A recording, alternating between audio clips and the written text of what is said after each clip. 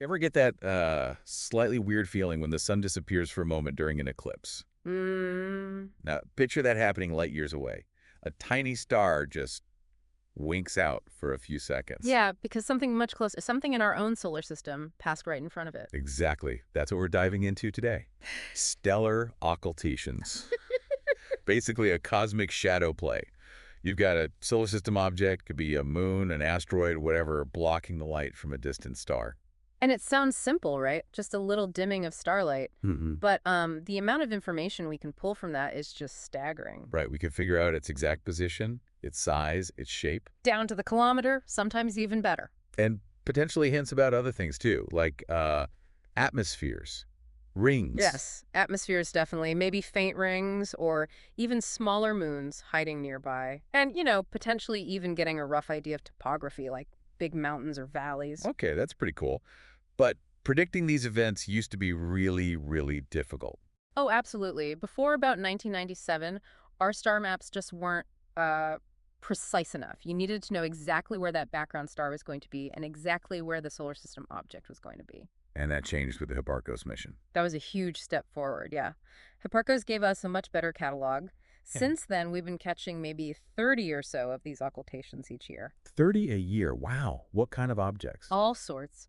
Asteroids, moons, orbiting asteroids, those icy bodies way out past Neptune called Kuiper Belt objects, centaurs, even Pluto itself has occulted stars. But now things are changing again, massively, because of a new mission. That's right, we're in the Gaia era now. The data coming back from the Gaia Space Telescope is just, well, it's revolutionizing the field. So today we're going deep on how Gaia is changing the game, and we'll focus on two really interesting icy bodies, Jupiter's moon Europa and Neptune's big moon, Triton. That's good. Our mission then is to understand how these incredibly detailed Gaia star maps are unlocking new secrets about these distant worlds, all thanks to watching them cast tiny shadows. And it's interesting, when you think about Jupiter's big moons, the Galilean moons, Io, Europa, Ganymede, yeah, Callisto. occultations by them have actually been historically quite rare. We've only got a few confirmed observations on record before the last decade or so. Really? Why so few? They're pretty big targets. They are, but again, it came down to prediction accuracy. Ganymede was seen blocking a star way back in 1911, then again in 72, and more recently, 2016. Io had one observed in 1971. But nothing for Europa or Callisto until very recently. Correct. They were basically blank slates for occultations. The uncertainty in star positions mostly just made it too hard to know exactly when and where to look. Okay, so prediction was the bottleneck. Mm. Enter Gaia. How much better is it than Hipparcos? Oh, it's light years ahead. Quite literally in terms of the stars it maps. Hipparcos gave us maybe, 3 stars per square degree down to a certain brightness. Gaia gives us something like 50 stars per square degree, brighter than magnitude 10 or 12. And crucially, it's not just their position now, but their proper motion, how they're moving across the sky, measured with incredible precision. So it's like going from a blurry, sparse map to a super high definition dynamic one. Exactly. That density and accuracy mean the chances of predicting an occultation and predicting it correctly have just skyrocketed. It's a much, much finer grid of potential background targets. And there was a particularly good time for Jupiter's moons recently. There was, yeah. Between 2019 and 2020, Jupiter happened to be passing in front of a really dense patch of stars near the center of the Milky Way. Ah, the galactic bulge region. Precisely. That alignment won't happen again until 2031, so it was a prime opportunity. So more background stars mean more chances for one of the moons to pass in front of one. Absolutely. The probability just shot right up, and observing these events gives us fantastic data. Like what specifically? We get incredibly precise measurements of the moon's positions at that exact moment. That helps refine their orbits. We can measure their shapes very accurately, too. And this is all independent of spacecraft data, though it complements it beautifully. Which is important for understanding things like tides. Yes, the tidal forces from Jupiter are immense, and they shape these moons, possibly driving geology on Europa. Understanding the orbits and shapes precisely helps us model those tidal effects much better. Knowing those orbits super accurately must be vital for the upcoming space missions, too. Hugely important. You've got ESO's JUICE mission, which launched, and NASA's Europa Clipper mission launching soon. They need the best possible orbital data, the ephemerides, to navigate accurately and plan their observations. These occultations are feeding directly into that.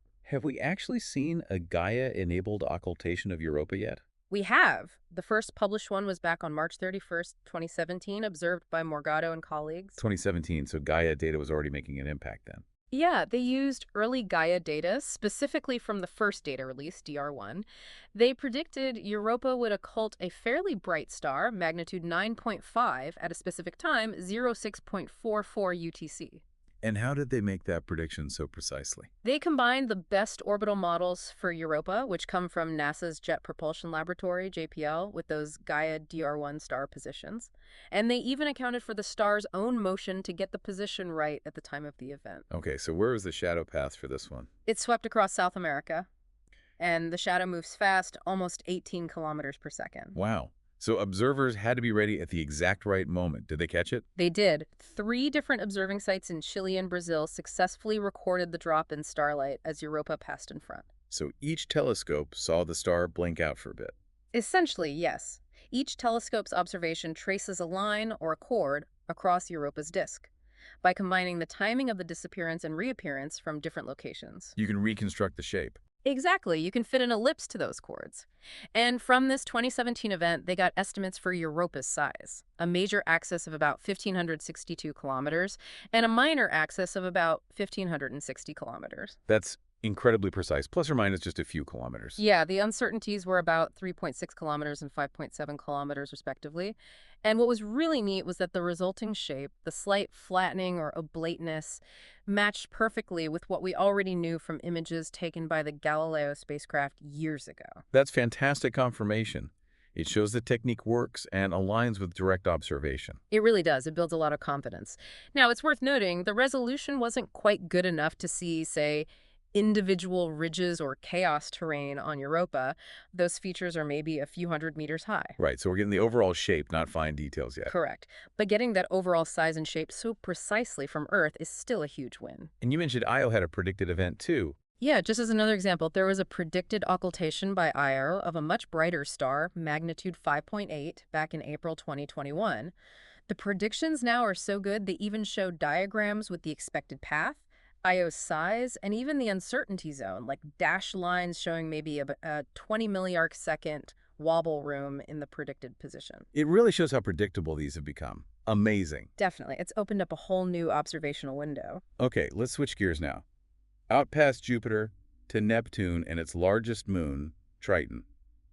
There was a significant occultation there too, wasn't there? Yes, on October 5th, 2017, Triton passed in front of a much fainter star, about magnitude 12.6. And the main goal here wasn't just size and shape you mentioned. Right. While size and shape are always useful, the primary goal for this Triton event was to study its atmosphere. Ah, okay. How does an occultation help with atmospheres? I think you mentioned a central flash. That's the key. If a body has an atmosphere, even a thin one like Triton's, the layers of gas can bend the starlight passing through it like a lens. Refraction. Exactly, and right near the very center of the occultation shadow path on Earth.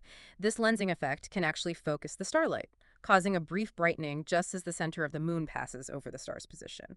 That's the central flash. And this had been seen for Triton before.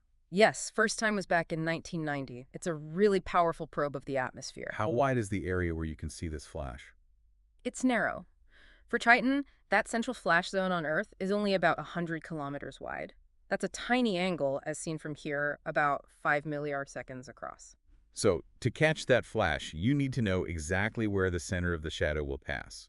Even more precision needed than just catching the main occultation. Precisely, which meant they needed the best possible position for Triton itself leading up to the event. So there was a dedicated campaign using a telescope in Brazil at the Observatorio da Pico dos Dias. When was this? In the weeks just before, September 15th to 23rd, 2017, they basically tracked Triton very carefully as it went around Neptune, pinning down its position. And they combine that with Gaia data, too. Yes, they used those ground-based observations along with preliminary data from Gaia's second data release, DR2, which is even better than DR1. And the result?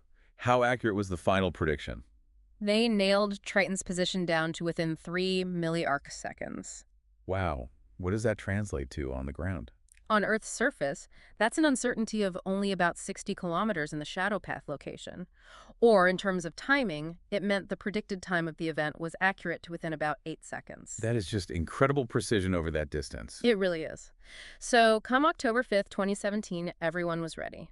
Triton's shadow was predicted to sweep across Europe, North Africa, and later the east coast of the U.S. How many people were watching? A huge effort. Over 100 observing stations were set up and ready to try and catch it. The whole event, for any one station, would only last a maximum of about 3 minutes. A lot riding on a very short window. Did it work out? It did spectacularly well. More than 70 sites successfully observed the star dimming. Fantastic. And the central flash. Yeah. Does anyone catch that elusive brightening? Yes, that was a really exciting part. 25 of those sites detected the central flash. 25. That's amazing, given how narrow the path was. What can you learn from the flash itself? A lot, actually. The exact shape of the flash, how quickly it brightens and fades, and especially how that shape changes depending on the color of light you're observing in. It's spectral dependence. Right. That tells you about the temperature and pressure profile of Triton's atmosphere at different altitudes. It can also reveal the presence and characteristics of any hazes, maybe smog layers, near the surface. So it's like taking a core sample of the atmosphere almost. In a way, yes. A remote sensing core sample. The analysis was still ongoing when the report we're looking at was written, but capturing that flash so well across so many sites was a major success for probing Triton's atmosphere. And are there more chances coming up for Triton? There are. Another occultation by Triton was predicted for October 6th, 2022. That one involved a slightly brighter star, around 11th magnitude, and the shadow path was calculated to cross over India, China, and Japan. So the opportunities keep rolling in, thanks to Gaia. They really do, and it's not just these big moons. Right. You mentioned others earlier. Yeah, Gaia data is enabling occultation studies of lots of other objects. Those trans-Neptunian objects, or TNOs, out beyond Neptune. The real deep freeze of the solar system. Exactly. We're getting sizes and shapes for them, checking for atmospheres. Also, centaurs, like Chiriclo, the one that surprisingly turned out to have rings. Rings around a centaur. Yeah. That was discovered by an occultation too, wasn't it? Though maybe pre-Gaia? That one was, yes. But Gaia helps refine predictions for things like that now, too. And even irregular moons, like Saturn's oddball moon Phoebe, have had occultations observed using Gaia predictions. Are there specific projects coordinating these efforts? Yes, groups like the Lucky Star Project are actively working to predict, plan, and coordinate observations for many of these events. It takes a lot of collaboration. So wrapping this up, it really feels like Gaia has been a complete game changer for this field. Without a doubt.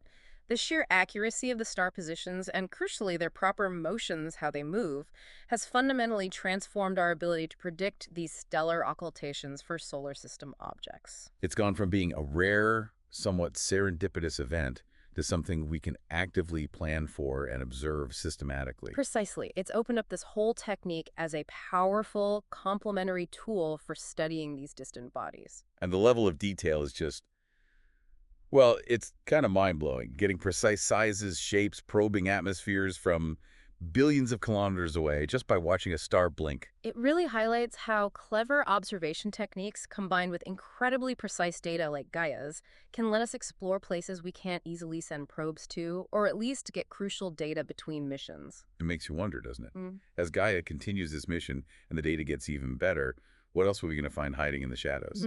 Maybe hints of atmospheres on more distant KBOs, or confirming binary asteroids. The potential is huge. And thinking about Europa specifically, how might these incredibly precise measurements of its shape and orbit feed into figuring out if that subsurface ocean could actually be habitable?